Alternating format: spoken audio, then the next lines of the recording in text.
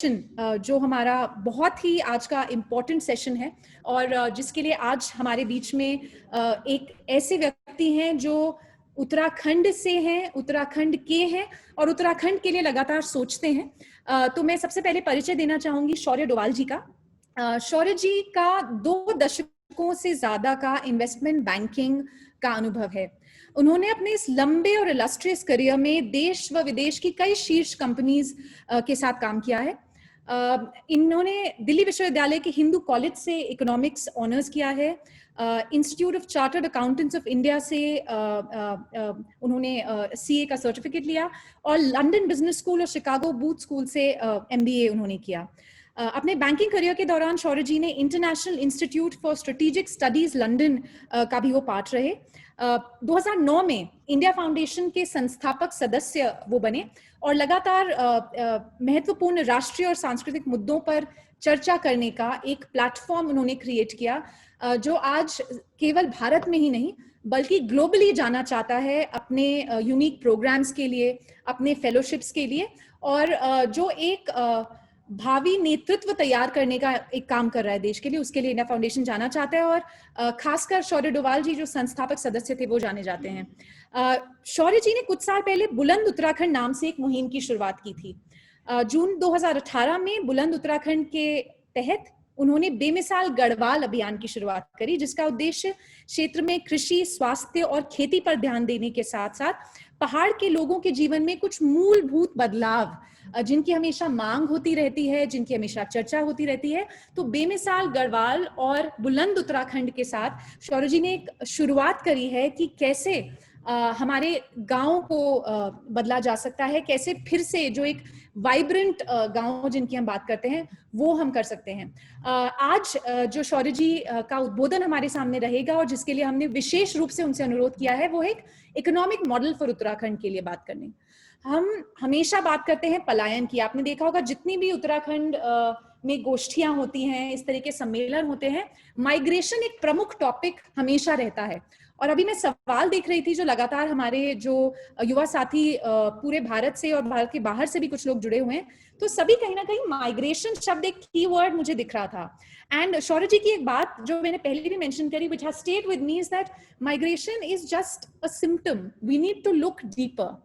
और हमें कुछ डीपर, कुछ मल्टी फैसेटेड सॉल्यूशंस ढूंढने पड़ेंगे, नहीं तो हम केवल माइग्रेशन की साल दर साल बात ही करते रहेंगे। तो without much ado, I will invite Shaurya Doval ji to come enlighten us about what could be possibly the economic model for Uttarakhand. Thank you.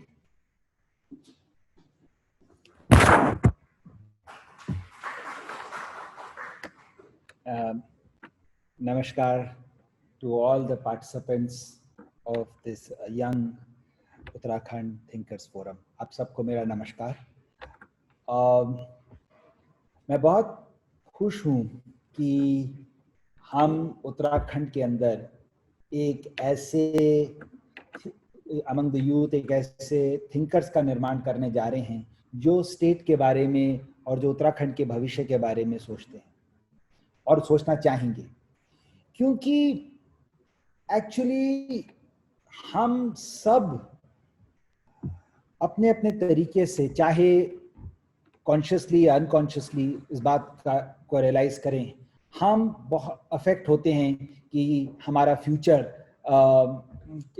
से हम आज ही में नहीं रहते, हम अपने फ्यूचर में भी रहते हैं। और जो फ्यूचर की कई सिचुएशंस होती हैं, परिस्थितियां होती हैं, वो हमारी लाइफ्स पे इम्पैक्ट करती हैं।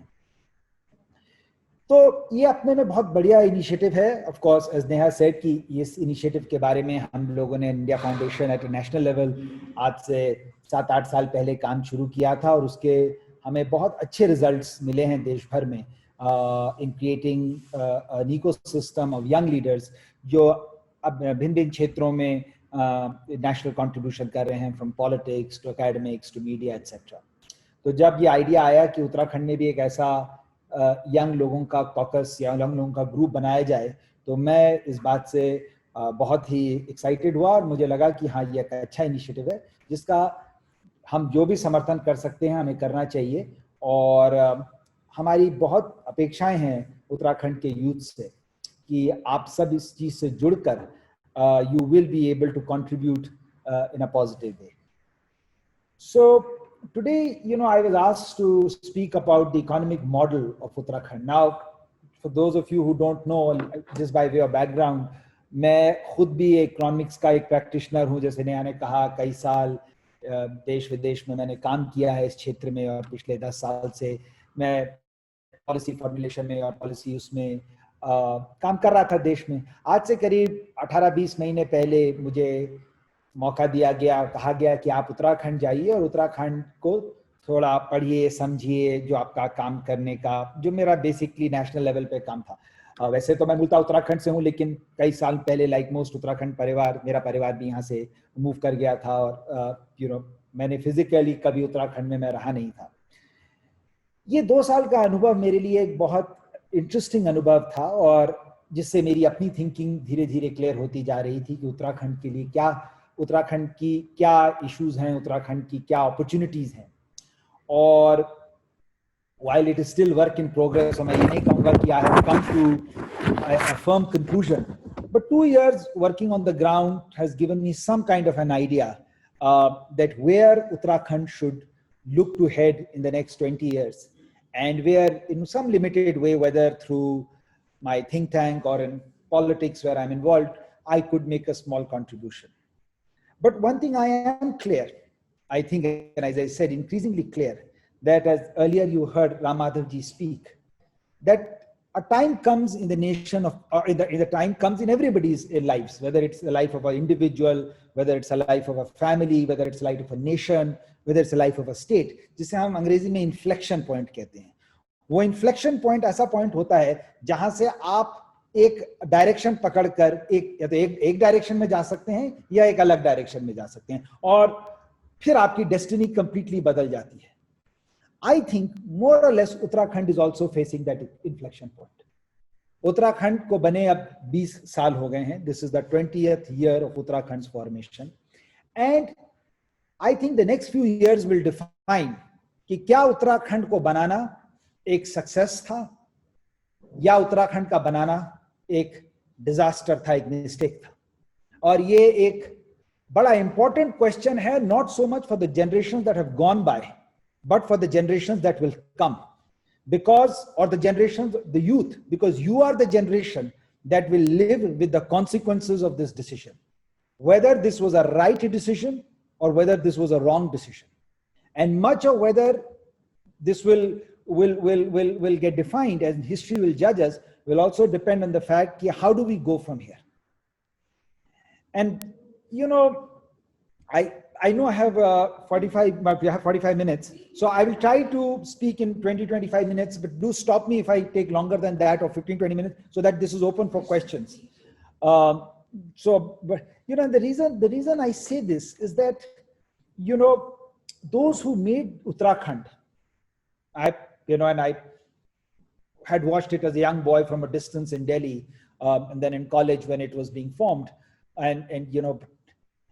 but my conclusion after moving around 2 years in Uttarakhand has been that they really fought and they really struggled because for what I call as an identity battle.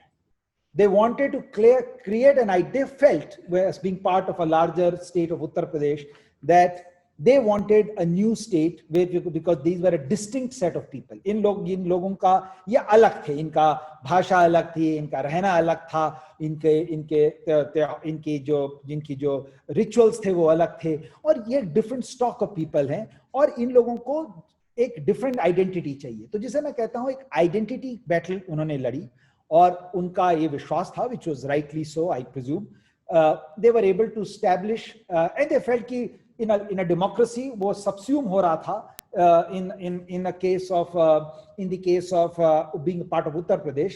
तो अगर एक अलग आइडेंटिटी बनती, एक अलग बनता, तो वो अपने को ज्यादा प्रोटेक्ट कर सकते हैं और अपने पोटेंशियल को पूरी तरह निकाल के उभार सकते. ये 20 साल पहले उन्होंने डिसीजन लिया. they were able to run a successful political and a social struggle, और उत्तराखंड स्टेट का निर्माण हुआ. अब हम इसको फास्ट फॉरवर्ड करते हैं 20 years. Now sociologists say कि 20 साल is the life of a generation. तो this is a good time to evaluate कि ये क्या 20 साल के बाद ये एक्सपेरिमेंट सक्सेसफुल हुआ या नहीं हुआ.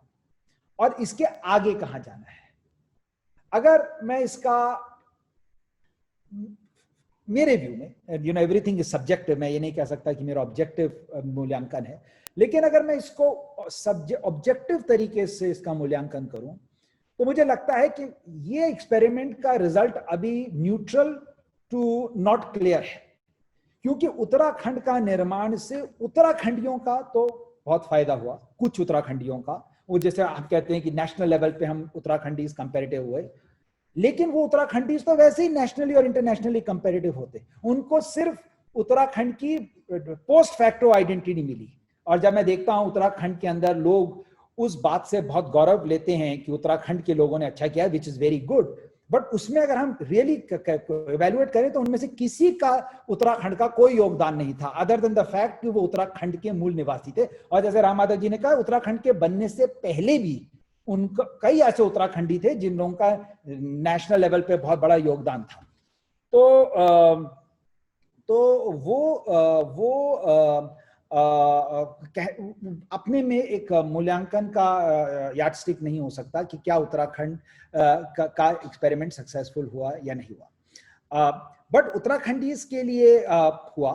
उत्तराखंड के बारे में अगर हम 20 साल के बाद देखें तो मेरे, as I said, मेरे ख्याल से अगर मैं, I will talk to you through certain parameters, I think it is the audience system, I am not clear, but it is not a success. I can इतना मैं कह सकता हूं that I don't think it's a success as data and fact show. Identity, and the reason I have tried to, the reason when I went around Uttarakhand and I saw people talk about in villages, in small towns, in Dehradun, politicians, academics, etc., I found that what was lacking was that Uttarakhand won an identity battle in 2000 when it was formed, but Uttarakhand didn't evolve from there to decide where it want to go 20 years from now. What was its vision? And part of the problems that we talk about today are because even today Uttarakhand lacks a vision.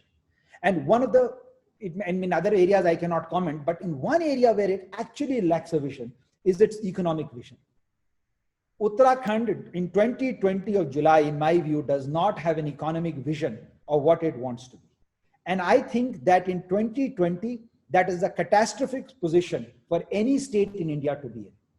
Because that means in 2040, 20 years from now, the quality of living, the quality of life, the per capita income, and everything for these people will slip, while for the rest of the country will rise. India has a great future, but that does not mean every state in India will have an equal stake in that future. Just like as Uttarakhandis have done well, but some Uttarakhandis and their families have done well, not all Uttarakhand has done well. So let us not mistake the two and try to think that will automatically happen. And let me tell you why I think so. So much so for the background. अगर आप उत्तराखंड को देखें तो Uttarakhand is 1% of the country, 1% of everything, 1% of the land mass. So we are about 1 crore people in about, just over 1 crore people in 130 crore people. हम 1% of the GDP है देश का. तो आज अगर मैं सब डॉलर बिलियंस और ट्रिलियंस में बात करूंगा, because in lakhs crore etcetera will become very difficult for people in numbers, and आप सब इकोनॉमिस्ट हो सकता है ना हो, तो I will just try to keep numbers small. But India की इकोनॉमी करीब $3 ट्रिलियन है, तो उसका 1% उत्तराखंड है. उत्तराखंड का जीडीपी ग्रोथ, जिसे कि रेट ऑफ प्रोग्रेशन उत्तराखंड का, वो भी बाय एंड लार्ज वही रेट है जो भारत का रेट है, करीब 7-7.5%, कभी 6%, उतना ही उत्तराखंड चलता है. और उत्तराखंड की जो पर कैपिटा इनकम है, मतलब हर पर्सन की आय जो पर जीडीपी पॉपुलेशन से डिवाइड, वो भी बाय एंड लार्ज देश में बराबर सामान्य है. कुछ स्टेटों से ज्यादा है, करीब 10-26 स्टेटों में आज की तारीख में उत्तराखंड 10-11 नंबर पे आता है, slightly better than the national average, but by and large an average performance. तो हिंदुस्तान के कॉन्टेक्स्ट में पहले आप लोगों को यह समझना पड़ेगा कि हम देश का 1% है, और जब हम दिल्ली से बैठते हैं और जब दिल्ली से देश सोचता है, तो बहुत ऑब्वियस है कि जो आपकी कंट्री का 1% है, वो उसका जो अटेंशन स्पैन है पॉलिसी मेकर्स के लिए, जो देश के निर्माता है, वो उतना ही हो सकता है जितना राइटली जो 1% होना चाहिए. तो और वही हमारे पॉलिटिकल नंबर्स में भी रिफ्लेक्ट करता है। हमारे 5 सीट्स हैं 540 और 542 में, जो तो हम करीब 1% प्रोपोर्शनेट रिप्रेजेंटेशन पर है।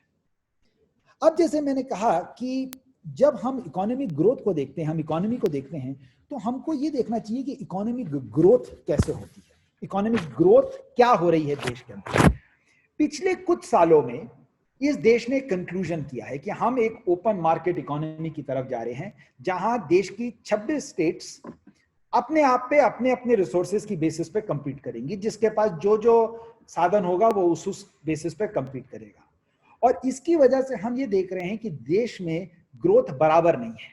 कुछ ऐसी स्टेट्स हैं जो बहुत तेजी से चल रही हैं। एक्चुअली इस देश में आज सिर्फ ऐसी 5 स्टेट्स हैं जिनका जो ग्रोथ रेट है वो 10-10.5% से ऊपर है, ठीक है। और कुछ ऐसी स्टेट्स हैं जिनका ग्रोथ रेट उससे बहुत कम है, उनका ग्रोथ रेट तो 5.5-6% पे है। और उनकी जो पर कैपिटा, जो अच्छी स्टेट्स हैं, जैसे जो फास्ट ग्रोइंग स्टेट्स हैं, उनका जो पर कैपिटा इनकम है वो करीब 3 गुना ज्यादा है बनस्बत उन स्टेट्स के जिनका जो पीछे चल रही है। मतलब अगर जो हमारी हाई पर कैपिटा इनकम है उनका अगर $1500 या ₹1500 आप मानेंगे, तो जो स्लोअर स्टेट्स हैं वो उनका 500 है। अब आइंस्टीन कहता था कि दुनिया का 8वां अजूबा है पावर ऑफ कंपाउंडिंग। इसका यह मतलब है कि अगले 20 साल के अंदर जो ये 1500 वाली स्टेट्स हैं, इनकी जो पर कैपिटा इनकम होगी वो 1500 से बढ़कर 3000 नहीं होगी, 1500 से बढ़कर 15000 हो जाएगी। और जो 500 वाली स्टेट्स हैं जो पीछे चल रही हैं, इनकी बढ़कर 500 से बढ़कर 1500 हो जाएगी। तो जो आज 3 टाइम्स का डिफरेंस है वो 20 साल में 10 टाइम का डिफरेंस हो जाएगा। अब इसका इंप्लीकेशन क्या होगा यूथ के लिए? इंप्लीकेशन ऑफ द यूथ ये होगा कि जो स्टेट्स पीछे वाली स्टेट्स हैं वो आगे वाली स्टेट्स के लिए काम करेंगी। जो काम अच्छी स्टेट्स नहीं करना चाहती, अगर वो स्टेट्स अपनी स्ट्रीट्स नहीं साफ करना चाहती, अगर वो स्ट्रीट्स अपनी क्योंकि दे कैन अफोर्ड टू पे, तो उनके लिए उन स्टेट्स को काम करना पड़ेगा जो काम वो नहीं करना चाहती। क्योंकि नेचुरल प्रोग्रेशन ऑफ लेबर है। जब पंजाब के अंदर, पंजाब एफ्लुएंट हो गया और पंजाब के अंदर एग्रीकल्चर प्रोडक्शन बम्पर होने लगे, तो पंजाब के किसान वेल्दी हो गए। तो उन्होंने कहा अब हम काम नहीं करेंगे, हमें काम करने के लिए बिहार का लेबर चाहिए। तो बिहार से लेबर आने लगा। तो अभी आपने लॉकडाउन में सुना होगा ये जो माइग्रेंट लेबर, कर्नाटक से झारखंड और बिहार में कई ट्रेनें चलानी पड़ी, क्योंकि झारखंड और बिहार का लेबर कर्नाटक में काम करता है। 20 साल बाद ये स्थिति और ज्यादा ग्रेव हो जाएगी, क्योंकि कर्नाटक जिस रेट पे ग्रोथ कर रहा है उस रेट पे बिहार नहीं ग्रो कर रहा। और जैसे मैंने आपको समझाया मैथमेटिकली, ये रेट ऑफ डिफरेंस बढ़ता जाएगा, नैरो नहीं होगा। और जैसे कि देश की नीति है, उन्होंने कहा है कि हर स्टेट को अपने अपने रिसोर्सेज पे कंपीट करना है। अब इन परिस्थितियों में उत्तराखंड का क्या होगा? अगर हम देश से तेज नहीं भागे तो हम देश की स्टेट से पीछे भागेंगे अपने एवरेज से। और जो जो स्टेट्स आगे बढ़ती जाएंगी उन स्टेट्स के लिए फिर हम फीडर स्टॉक का काम करेंगे। तो अगर हम ये स्थिति में नहीं होना चाहते, अगर हम स्थिति, this was not the vision of the people who founded the state, तो हमको इसको बदलना पड़ेगा। लेकिन हम कैसे बदलें? One of the biggest problems of poverty is जब कोई आदमी कहता है कि भाई it is something like a individual, a family, वो कहता है मैं रईस होना चाहता हूं, मैं बड़ा आदमी बनना चाहता हूं, पर मैं बनूं कैसे? मैं तो गरीब हूं, मेरे पास तो साधन नहीं है, मैं इस रेस में आगे कंपीट कैसे करूं? आप कह रहे हो मुझे ऐसा होना चाहिए, मेरे को बंबई के इंडस्ट्रियलिस्ट के साथ कंपीट करना चाहिए, मेरे पास तो खाने के पैसे नहीं है। हाँ, कुछ उत्तराखंड की भी स्थिति ऐसे ही है। अगर मैं इस देश इस स्टेट का बजट उठा के देखता हूं, जो ये इस गवर्नमेंट, तो हम जब गवर्नमेंट की तरफ देखते हैं, सरकार की तरफ देखते हैं कि सरकार हमारी मदद करेगी, तो actually this shows, and that is what I said कि 20 साल के बाद अगर हम उत्तराखंड का इकोनॉमिक इवैल्यूएशन करें तो I am not sure whether economically Uttarakhand की जो इकोनॉमी पे इन्होंने हमारे जो हमने हमारा विजन डिलीवर हुआ, क्योंकि आज हमारी जो देश स्टेट का बजट है उसमें हम करीब 3,895 करोड़ रेवेन्यू में कमाते हैं और 3,892 करोड़ ही हम उसको एक्सपेंडिचर कर देते हैं सरकार चलाने में।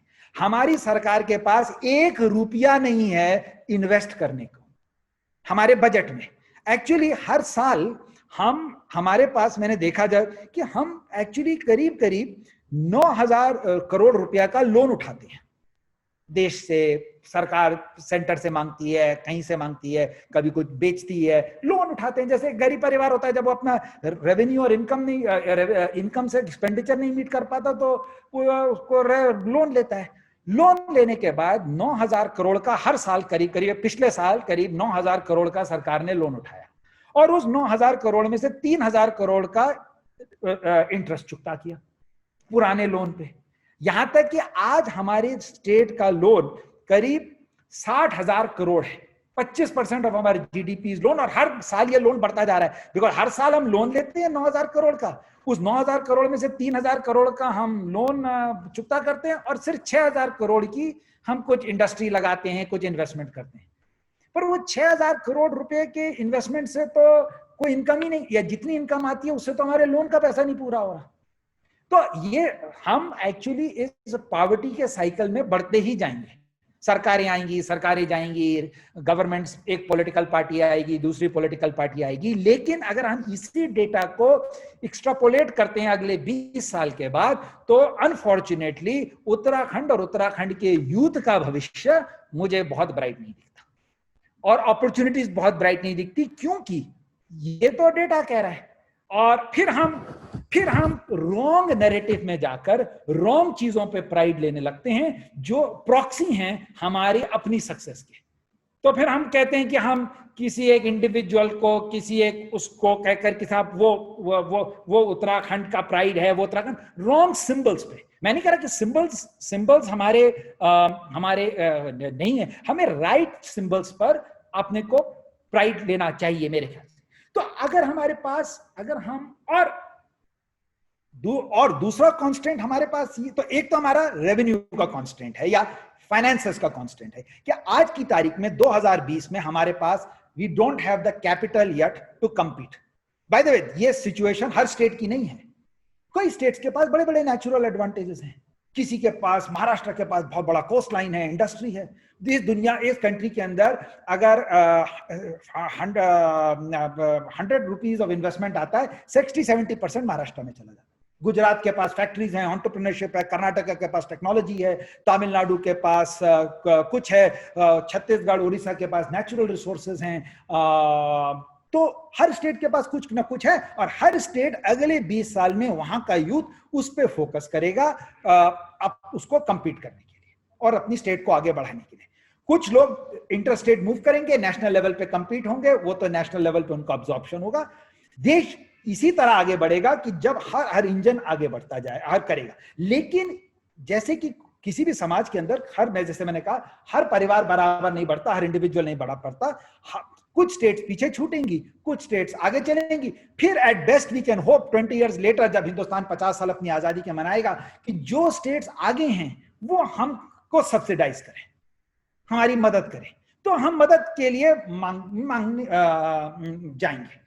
मेरे ख्याल से ये उत्तराखंड के कैरेक्टर के अगेंस्ट है और समय रहते अगर हम इस बात को रियलाइज करें तो वही पावर ऑफ कंपाउंडिंग जो सबके लिए काम करता है, हमारे लिए काम करता है। अगर हम इसको आज ये डिसीजन ले लें कि हमें इसका डायरेक्शन, हम उस डायरेक्शन में नहीं होना चाहते 20 साल बाद, लेकिन हम एक ऐसी स्थिति में होना चाहते हैं कि हम लीड करें और उत्तराखंड का जो इकोनॉमिक आउटपुट हो या इकोनॉमिक ग्रोथ हो वो इस लेवल पर हो, तो उसका काम हमको आज शुरू करना पड़ेगा और हमको उसको उस रेट पर जल्द से जल्द आना पड़ेगा। और जैसे डेंग कहता था, जस्ट डू इट। और आई थिंक जितने हम में से जैसे लोग जो पब्लिक लाइफ में हैं या पब्लिक लाइफ में काम करते हैं, हमारा effort of doing anything is futile अगर हम ये नहीं बदल सके, ठीक है ना? बिकॉज अगर हम ये नहीं बदल सके तो somebody like me, there is no point my wasting coming time and spending and talking to in Uttarakhand, because अगर हम यही एक चीज है, अगले 20 साल हमारे लिए यही एक चीज है, यही वो चीज है जो अगर सारी प्रॉब्लम्स को नहीं पर एटलीस्ट हमारी 70-80% प्रॉब्लम्स को सॉल्व करेगी।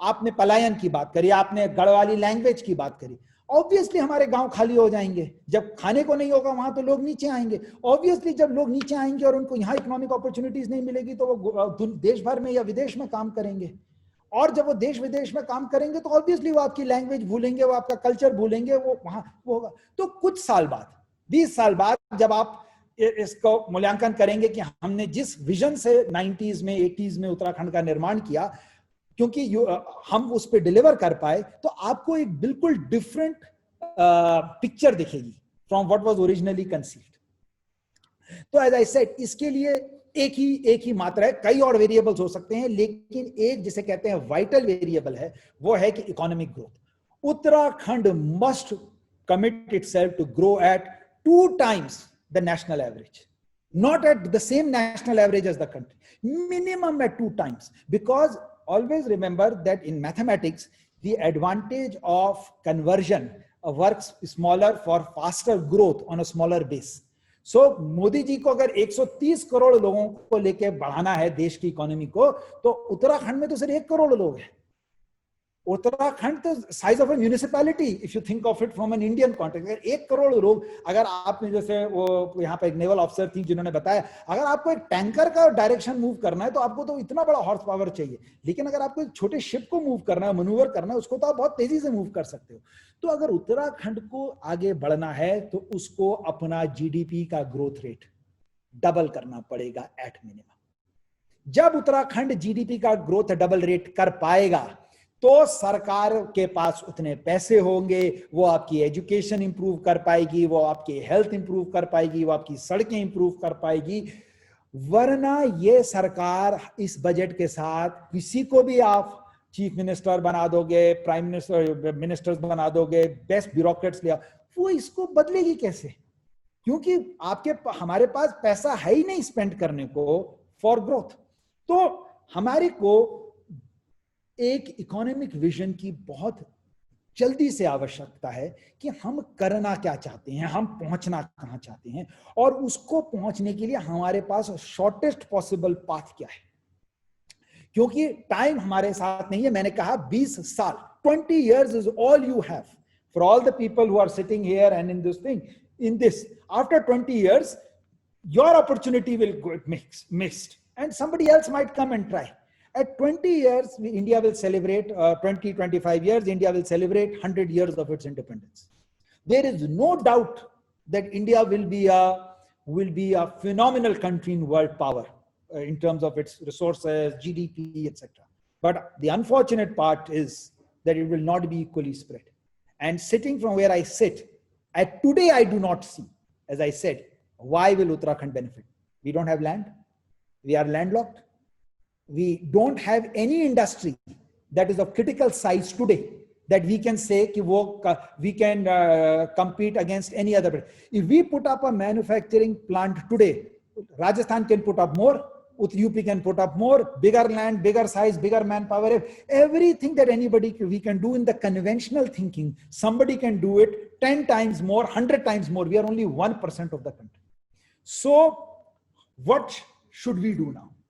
As Ram Madhav ji said, what did countries do? If you go back to history and you look, and I have taken 5 countries for an example, I would like the youth to study that countries like Sweden, UAE, Israel, Switzerland, and Austria. 5 countries today that have the population of Uttarakhand, about 1 crore people. And affluence and GDP, which ranges from 20 times. Switzerland's per capita GDP is 700 billion as against 300 million of Uttarakhand. Sweden is at 515, 18 times the wealth of Uttarakhand. Israel, 10 times. Austria, 15 times. UAE, which was just nothing but a city-state, plain Registan, nothing, not even a speck of plant grows there, were able to convert and are $410 billion. that is 14 times the size of Uttarakhand. Why did they do it? What was their people? They were not born. It was adversity. It was they said, we have got nothing. We have nothing to lose but the whole world to gain. So I will take the middle of the Registan, but I will do it so world class. First point, I will make Dubai such a world class city that everybody in the world will come to look at the desert in the middle of the desert. So they created Dubai, and in a span of 20 years, from being zero, they went to 410 billion. So the first rule is, we have to think very big. Gone are the days when we can start thinking, हम बकरियां चगाएंगे, herb उगाएंगे और फिर UP में बेचेंगे, दिल्ली में अपने handicraft बेचेंगे. अगर हम हैंडीक्राफ्ट ही बेचते रहे तो हमारी अगली 3 जनरेशंस भी हैंडीक्राफ्ट ही बेचती रहेंगी, और जब तक कि वो बड़ी से बड़ी मल्टी स्टोरेज और आईटीज डेवलप कर देंगे कर्नाटक में और तमिलनाडु में, और कोई ऑटोमोबाइल बनाएगा और कोई स्पेस में बात करेगा, हम बकरियों के से वो बनाते रहेंगे. This is the reality. When, so that is the first, we have to think big. Second, we cannot compete locally. We have to go global. Time for competing local is over. Uttarakhandis have taught us one thing. As I said, we have to Uttarakhandis are the best talent in the world. With 1% of the country, we punch more than our weight. Har jagah. We learned very quickly because our size is small. If we go by talent, if we go global, we are globally competitive. हम हर क्षेत्र में जाते हैं, हमको कोई कोटे की जरूरत नहीं. कोई बात कर रहा था कि हमको उत्तराखंड के अंदर हमारे को अपनी प्रोटेक्शन की जरूरत. प्रोटेक्शन हारने का मैकेनिज्म है, प्रोटेक्शन डिफीटिस्ट मैकेनिज्म है. प्रोटेक्शन मैकेनिज्म तो है जब आप कहते हो मैं अपने किले बनाऊंगा और मेरे किलों के अंदर मैं सेफ हूंगा. अहमद शाह अब्दाली ने कोई किला नहीं बनाया था, बाबर ने कोई किला नहीं बनाया था. उसने कहा कि मैं अफगानिस्तान की लड़ाई हिंदुस्तान के फील्ड्स पे लड़ूंगा और यहां जीतूंगा. इसलिए उसने अफगानिस्तान में कोई किला नहीं बनाया, सारे किले उनके यहां बने. हम किलों के अंदर बैठे रहे, हम 1000 साल गुलाम रहे. अमेरिका ने कहा कि अगर हमने लड़ाइयां लड़नी है, हम न्यूयॉर्क की स्ट्रीट्स पे नहीं लड़ेंगे, हम लड़ाई लड़ेंगे अफगानिस्तान के अंदर. अगर जीतना है तो you have to go global.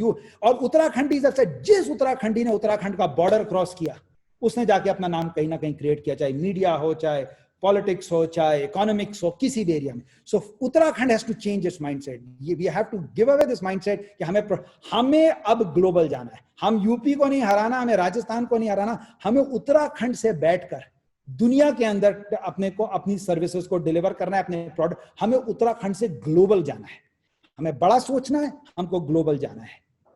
हमें तीसरी चीज, हमको जैसे आई सेड, सारी उल्टी सीधी पॉलिटिक्स, ये कुमाऊं, ये गढ़वाल, ये पहाड़, ये प्लेन, इस सब को भूलकर अगले 20 साल सिर्फ इकोनॉमिक ग्रोथ पे फोकस करना है.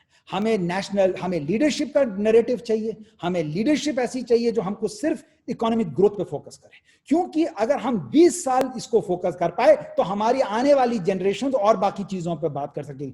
फिर हमारे पास इतने रिसोर्सेज होंगे कि हमको अपनी लैंग्वेज को नहीं बताना पड़ेगा. हम हार्वर्ड और स्टैनफोर्ड के अंदर गढ़वालियों के कई स्कूल इंडोमेंट्स फंड कर सकेंगे कि गढ़वाली पे हमारे रिसर्च हो या कुमाऊनी पे रिसर्च हो. क्योंकि जब तक हम हमारे पास रिसोर्सेज नहीं होंगे, हम कंपीट कैसे करेंगे. और जैसे मैंने कहा, हम किसी के लिए वेट नहीं कर सकते. कोई नहीं आने वाला, दिल्ली से कोई नहीं आने वाला आप लोगों का भविष्य सुधारने के लिए.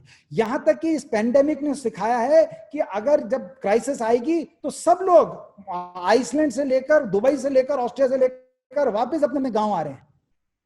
तो अभी तो सब कुछ यहां करना पड़ेगा, वहां भी जगह नहीं होगी. तो वो तो नहीं आने वाले आपको बचाने के लिए. मतलब I am not saying this in a negative sense. I am saying accept the reality and convert it into a positive thing. If no help is coming, then as Ram Madhav ji said, as Prime Minister said, Atmanirbhar. But not Atmanirbhar by subsistence existence, by saying कि अच्छा ठीक है थोड़ा सा और खा कर लेंगे, हमें क्या जरूरत है, हमें तो सिर्फ दाल रोटी चाहिए, हम तो छोटे से गांव के घर में रह लेंगे. क्यों रह लेंगे? हमें ऐसी कौन सी ऐसी प्रतिभा नहीं है, हमें ऐसी कौन सी स्किल नहीं है, हम मेहनत नहीं कर सकते, हम इंटेलिजेंट नहीं है, हम एजुकेटेड नहीं है. हर बेंचमार्क में हम देश के एवरेज से अच्छा है. लेकिन जब हम अपने परफॉर्मेंस पे आते हैं तो हमारा परफॉर्मेंस एवरेज टू लो सब स्टैंडर्ड है. तो हमें एटलीस्ट हमारे यूथ को तो इस बात को कमिट करना चाहिए. और रॉन्ग आइकन्स पे अगले 20 साल भूल जाएं कि हम पास्ट में कितने अच्छे थे और हमारे उत्तराखंडियों ने कितना अच्छा किया. ये इररिलेवेंट है. ये बताओ कि उत्तराखंड ने क्या किया. हमने क्या हमारा बैलेंस शीट, क्या हमारा रेवेन्यू, क्या हमारे इंडिकेटर्स बेस्ट हमको इंडिकेट करते हैं कि हम कंट्री के अंदर एटलीस्ट नेशनली कंपेटिटिव हैं एज अ स्टेट? तो एज आई सेड हमको उस पर कॉन्सेंट्रेट करना पड़ेगा। और फोर्थ थिंग जो हम कह रहे हैं कि हमको जो हमें करना पड़ेगा, वो हमें करना पड़ेगा मेरे ख्याल से ऑन फोकस ऑन सर्विसेज। हमारे पास बहुत हाई क्वालिटी स्टॉक है। जैसे as I said, somebody like me, मैं कई साल I lived in New York, I lived I went to some of the top schools, I have competed globally with the best and the brightest in the world, right? At an international, not at a national level, at an international level, on Wall Street, etc. And I have traveled maybe much of the world, if not all the world. And I can say this not out of self-effacing or and I've traveled across the country in the last 10 years running India Foundation, from the Northeast to Tamil Nadu, to Kashmir, to everywhere. And I'm not saying this for eugalizing and for self-gratification. I have also come to the conclusion in my 2 years of moving around in Uttarakhand, that I have never seen a better quality stock of humans than I have seen in Uttarakhand. I have seen it underperform. I have been underwhelmed by its performance, but the quality is there. It just needs harnessing. We need to go and believe in ourselves that we can do it. And it is up to this youth that how and where we can do. So, the point I'm trying to make is that Uttarakhand needs an economic vision. Uttarakhand now needs to get out of this stupor of believing that if it is business as usual, incremental growth, थोड़ा बहुत change, थोड़ा एक mall खुल गया, एक सड़क देहरादून में हो गई, एक हर गांव में सड़क पहुंच गई, is unfortunately not going to cut the ice, because हम इस रेस में पिछड़ रहे हैं।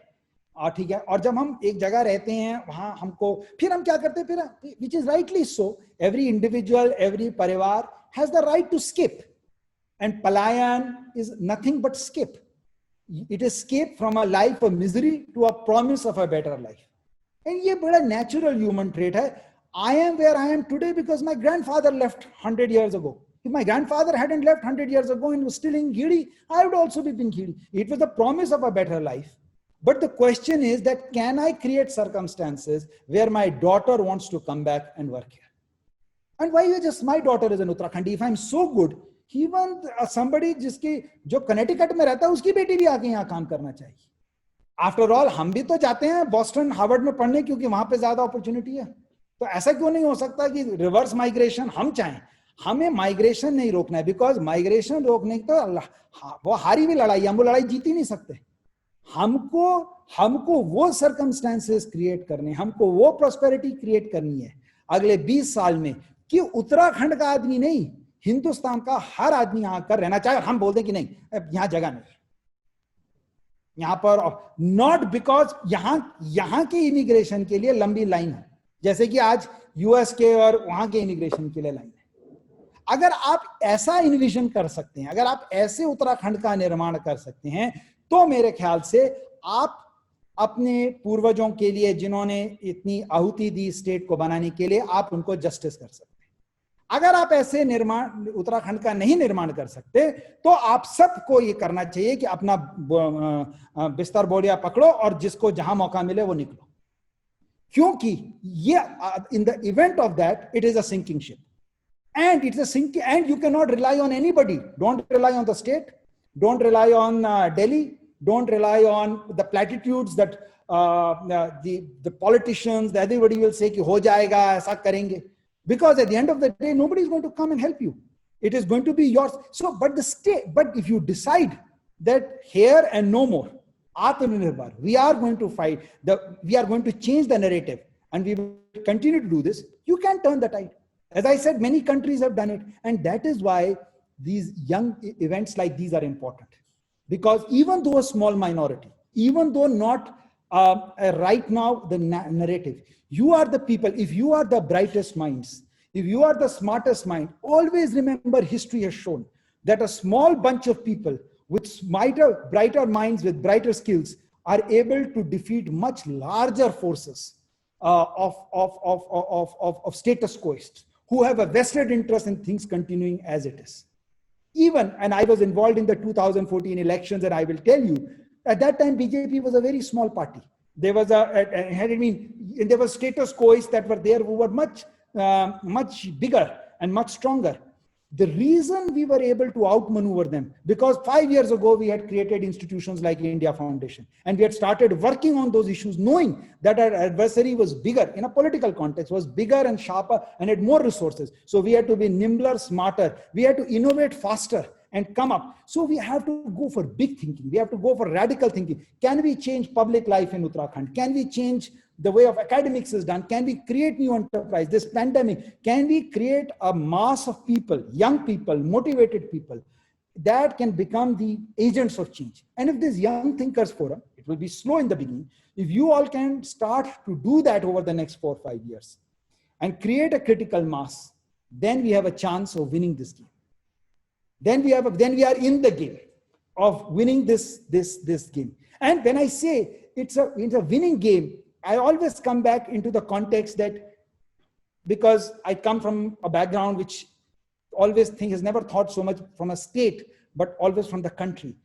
But if I think of from a country, think that would be the yeoman service that Uttarakhand can do to India.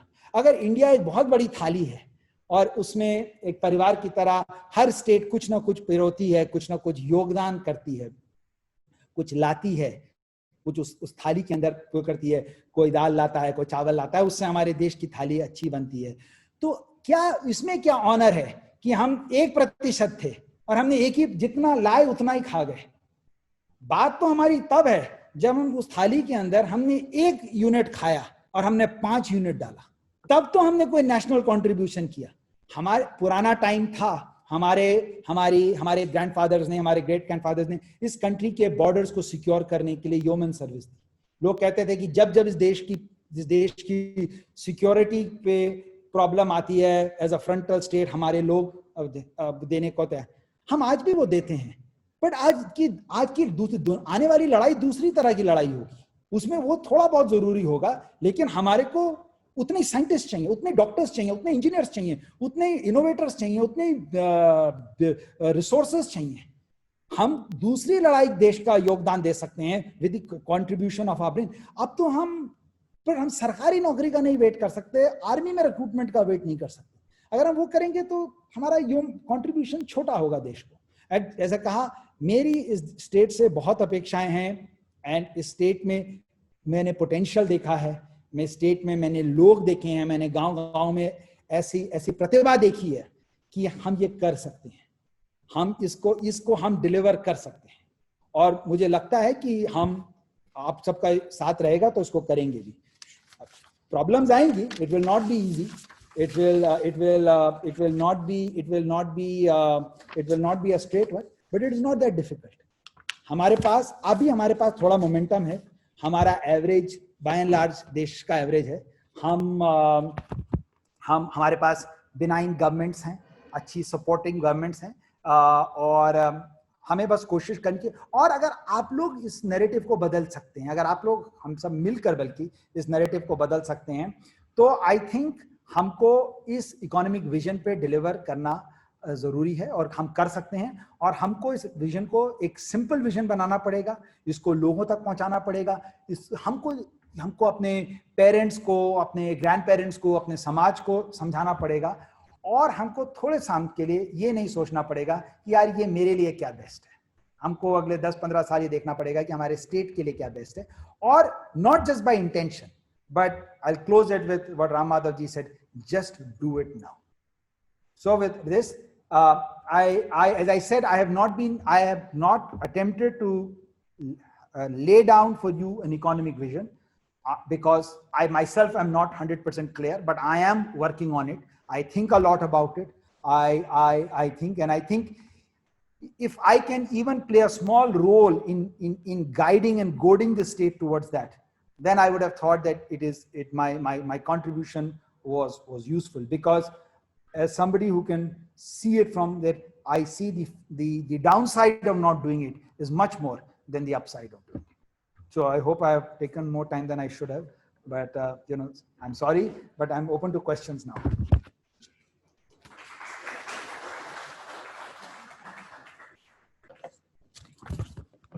Thank you so much Shaurya ji. I think हम सभी आपने कहा आपने टाइम एक्सीड कर लिया, पर मुझे लगता है अगर आप और आधा घंटा बोलते तो हम सब वो भी सुनने को तैयार थे, बिकॉज आपने जो भी इश्यूज रेज किए और जो आपने पॉइंट्स बोले वो मीठे नहीं थे, वो हार्ड हिटिंग थे, और वो पॉइंट्स थे जो मुझे लगता है जिस पे हम सबको फोकस करना है आने वाले उत्तराखंड के लिए. जो आपने थिंक बिग की बात कही, थिंक ग्लोबल की बात कही, मैं बिल्कुल सहमत हूँ आपकी बात से. और बहुत सारे सामाजिक क्षेत्र से जुड़े युवा भी हमारे साथ आज जुड़े हैं. हमने देखा है कि जब भी हम बदलाव की बात करते हैं, गांव को बदलने की बात करते हैं, तो हम वही हैंडीक्राफ्ट, चटनी, बुरास का जूस, हम उसी तक आज भी सीमित हैं. हम ग्लोबल सोच ही नहीं रहे हैं.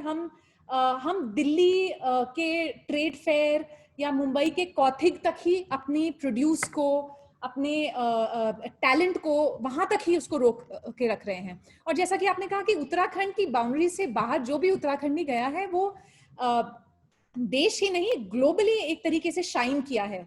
सो definitely we have all the talent, but are we asking the right questions? I think a lot of questions that you have posed today from this forum are what is going to guide the future of Uttarakhand for the next 20 years. And I am extremely hopeful that all the youth that has connected with us through this interactive conference and is watching us live on Facebook, Twitter, all of these forums, I hope that some of them get triggered by your very, very moving sort of, I'm going to call it a call for action. मैं इसको एक भाषण नहीं कहूंगी, एक call to for action था कि सोचने का, चर्चा करने का, परिचर्चा करने से हमें अब आगे निकलना है. और वाकई अगर हम आज नहीं जागे और अगले 20 साल के बारे में नहीं सोचा और इसी बात पर डिपेंडेंट रहे कि सरकार क्या करेगी या पॉलिटिशियंस क्या करेंगे या गवर्नमेंट क्या करेगी, तो बहुत ज्यादा कुछ नहीं बदलने वाला है. So I think it's upon us, the youth of Uttarakhand, to really step up our game and think of how we can think big, how we can think global. And then और सारी बातें, आज जितने भी हमारे सुबह से स्पीकर्स थे, उन्होंने भाषा की बात कही, उन्होंने कल्चर की बात कही, बट जो मूलभूत चीजें हैं कि जब गांव में इनकम नहीं होगी, जब हेल्थ सर्विसेज नहीं होंगी, तो ये सारी चीजें बेमानी हो जाती हैं, ये सारी चीजें धीरे धीरे खत्म होती रहेंगी. So we have to put economic growth at the center of the Uttarakhand story. So thank you so much for your very, very relevant and moving address, Shaurya ji. And मैं सवाल कुछ देख रही हूँ. Let's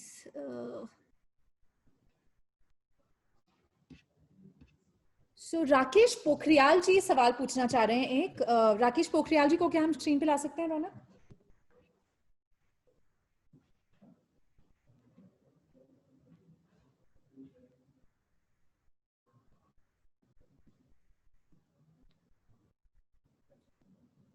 Vishwas Kukreti ji also has a question, if we can connect with him. And I see a hand raised. Sachin Pawar को unmute कर सकते हैं? I'm going to unmute Sachin.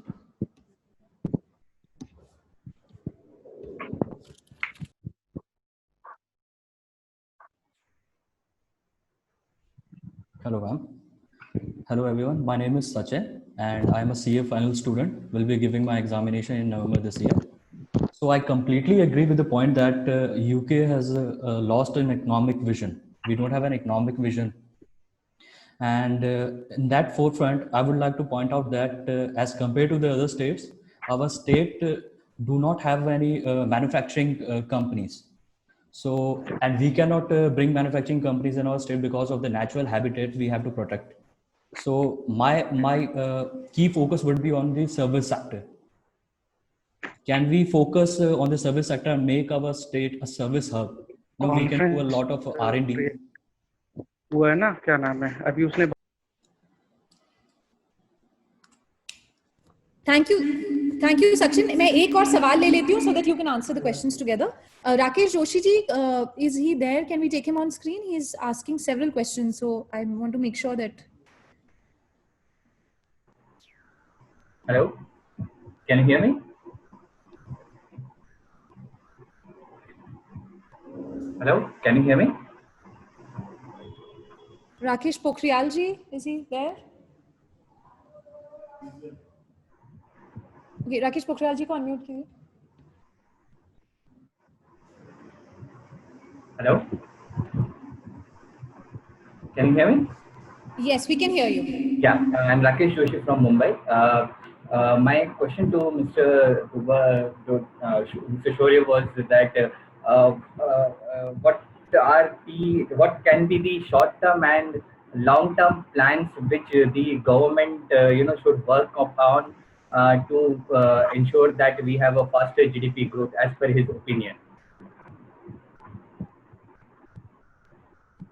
So what are his views on that?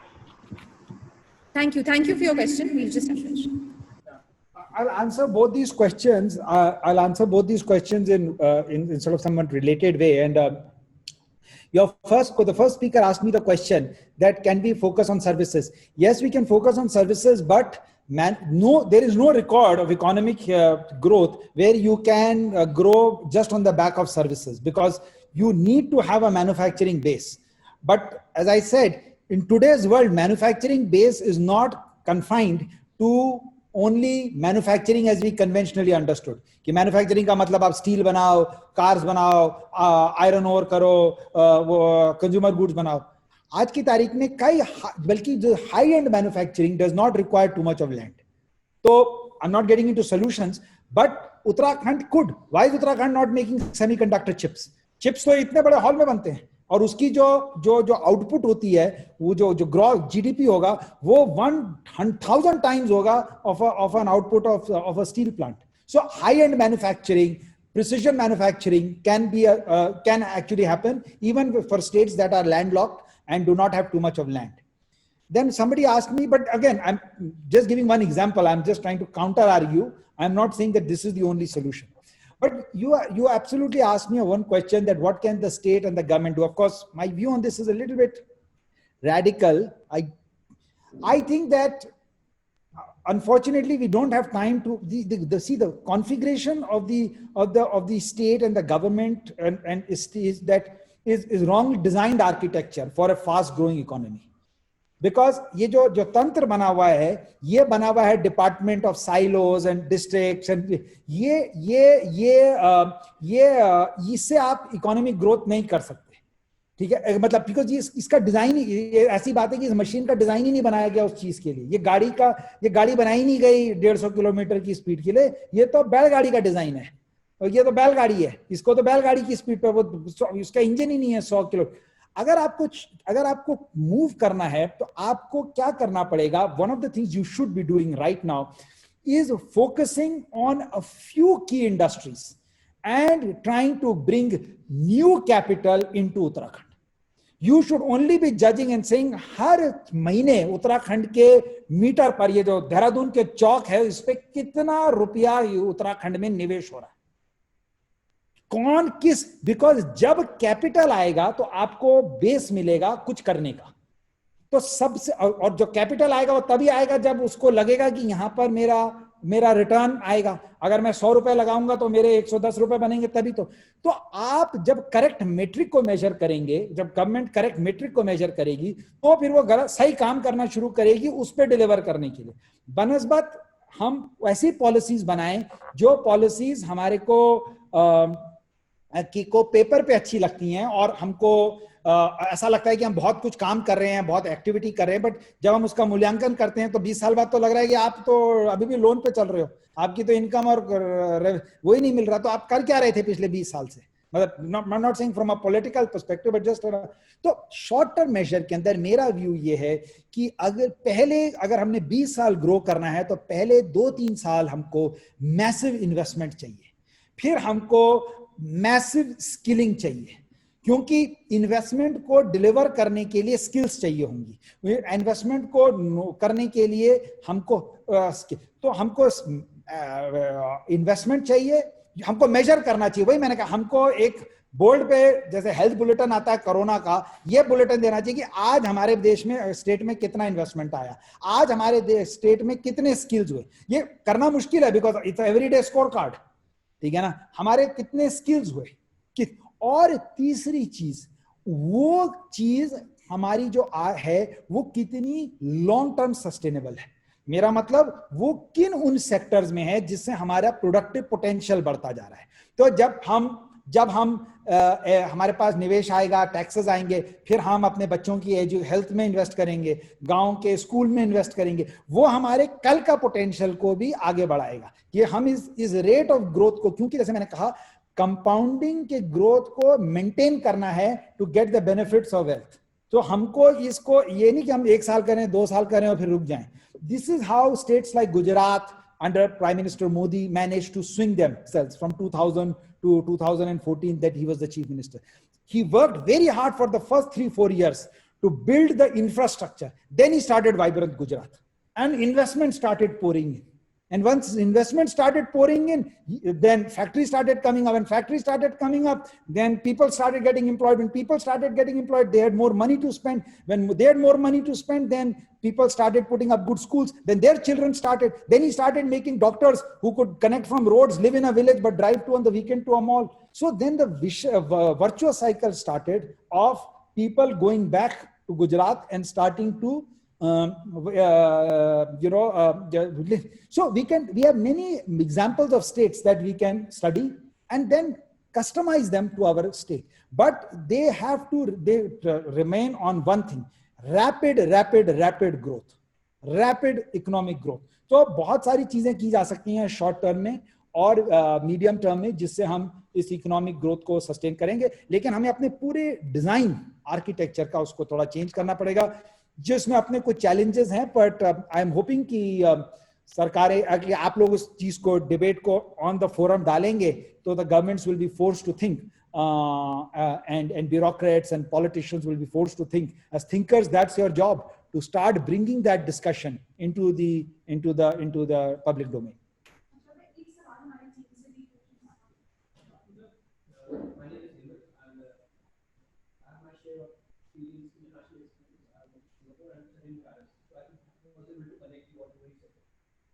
My question is that since the civil society here in the Uttarakhand is not that yet developed, so the role of politics and state comes into the picture, at least for providing conducive environment to grow. Right?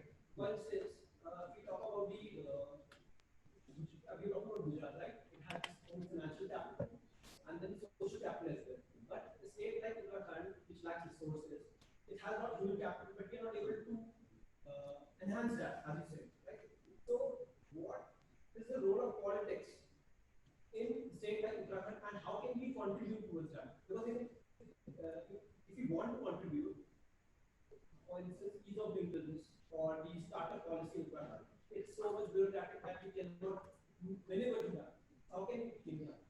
See, again, small mouth, big talk. But if I were to hazard a guess, I think if I were to give one piece of advice to politicians in this state, or again, one thing that I personally experienced, the job of the state or the job of political leadership is to give direction. What this society needs, I think, in Uttarakhand is we need a huge public awareness campaign inside the state to tell our parents, not tell our youth, tell our parents that सरकारी हमें अपने काम में इज्जत है।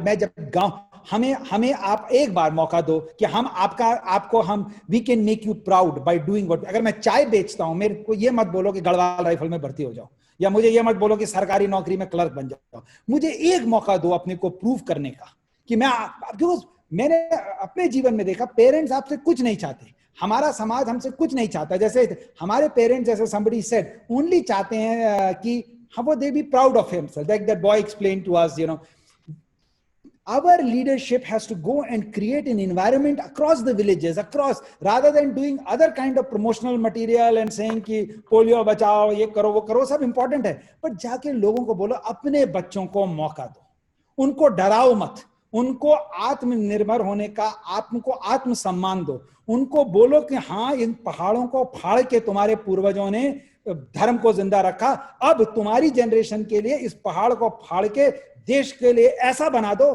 कि दुनिया देखे कि यार अगर स्टेट है तो उत्तराखंड है, तुम कर सकते हो, तुम्हारी यही तो ब्लड था तुम्हारे वेन्स में जिसने इसको कर सकते हो, बस उनको इतना दो, फिर स्टेट को कुछ करने की जरूरत नहीं। स्टेट ये नंगी स्टेट क्या लाके देगी ये resources? That's true. Why would I rely on them? The question question is just give them the opportunity, give the youth a chance to say, we back you, we are with you, we are proud of you. Go build world class. So one of the things the state can do is just tell themselves, we only exist to do one thing. We don't exist. यहाँ कोई crime नहीं है, यहाँ कोई terrorism नहीं है, यहाँ कुछ इतनी बड़ा इंफ्रास्ट्रक्चर, हम किस लिए स्टेटस को मेंटेन कर रहे हैं? हम ये स्टेटस को मेंटेन कर रहे हैं कि हमारी आने वाली नस्ल को एक बेटर चांस हो, हम कुछ बना रहे हैं, हम कुछ निर्माण कर रहे हैं, कुछ एक भविष्य बना रहे हैं। अगर हम अपना डिस्कोर्स, अपनी लीडरशिप का उस डायरेक्शन में चेंज कर दें, तो बाकी तो ये सब बच्चे हैं ना, ये सब टैलेंट है, ये गांव में टैलेंट है। फिर वो तो हमारे को सबसे पहले I think we have to change where to start. वरना हमारी सबसे बड़ी इंपेडिमेंट हमारे अनफॉर्चुनेटली हमारी अर्लियर जनरेशन है, जिसने पॉवर्टी, जो डरी हुई है, जो सोचती है कि भविष्य हमारा सरकारी नौकरी में, सरकार की तरफ है, ठीक है, क्योंकि ऐसी प्रवृत्ति थी, वो टाइम था, वो टाइम लग गया, वो टाइम गुजर गया। अब वो ना सरकार है, ना सरकारों के पास नौकरियां हैं, ना सरकारों के पास रिसोर्सेज हैं, ना वो टाइम अभी आएगा। तो हमें सबसे लीडरशिप का सबसे पहला काम ये होना चाहिए कि आप समाज के अंदर इनेबल, आपको कोई रूल बदलने की जरूरत नहीं, कोई कॉन्स्टिट्यूशन बदलने की जरूरत नहीं, वो सब एग्जिस्ट करता है भाई। जैसे प्राइम मिनिस्टर मोदी कहते हैं, उनको बदलने में देश के लिए कोई नया कानून आया था क्या? उनके पास कोई नया संविधान था? यही ब्यूरोक्रेसी थी, यही लोग थे, यही सिस्टम था। सिर्फ मानसिकता अलग थी, सिर्फ विजन अलग था, सिर्फ एक डायरेक्शन अलग है, इसलिए देश एक डायरेक्शन में चल रहा है। तो हमें सबसे पहले वो बदलना है, और हमें अपने लोगों पे भरोसा रखना है कि यार ये कर सकते हैं, ये यूथ कर सकता है। फिर आप देखना चीजें खुद ही अपना मोमेंटम पकड़ेंगी। I think we should leave now. Thank you so much Shaurya ji, and thank you all कि आपने इतने अच्छे सवाल पूछे। इसने सेशन को और भी एंगेजिंग बना दिया। तो इसी के साथ ही हमारा जो आज का पहला सत्र था, इस पहली उत्तराखंड यंग थिंकर्स मीट का, हम इसको समाप्त करते हैं। एक बार फिर शौर्य डोवाल जी का और अपनी टीम के सारे सदस्यों का, और जितने भी आज हमारे साथ साथी वर्चुअल माध्यम से जुड़े हैं, उन सबका मैं एक बार फिर से धन्यवाद करती हूँ। और ये याद दिलाती हूँ कि आज शाम 5 बजे से हमारा दूसरा सत्र है। बहुत से एमिनेंट स्पीकर्स हमारे साथ शाम को जुड़ रहे हैं। गढ़वाल यूनिवर्सिटी की vice chancellor professor Annapurna Nautiyal ji, Uttarakhand के पीसीसीएफ श्री जयराज जी, हंस फाउंडेशन की चेयरपर्सन श्वेता रावत जी, ये सब वो स्पीकर्स हैं जो आज शाम को, जिनके विचार हमें सुनने को मिलेंगे। और कुछ आप में से ही युवा हैं जो कुछ प्रेजेंटेशन भी शाम को करेंगे, तो जरूर जुड़िएगा। और एक और बात बताते हुए मुझे बहुत खुशी हो रही है कि हमारे honourable chief minister Shri Trivendra Singh Rawat ji कल जो हमारा वैलिडिक्टरी सेशन होगा उसमें वो हमारे साथ रहेंगे, और जो हमारा ये इनिशिएटिव है इसके बारे में उनके क्या विचार हैं ये भी सुनने का मौका मिलेगा। इसी के साथ ही धन्यवाद, नमस्कार। Thank you. All the best. Keep working. Ji Mohan ji.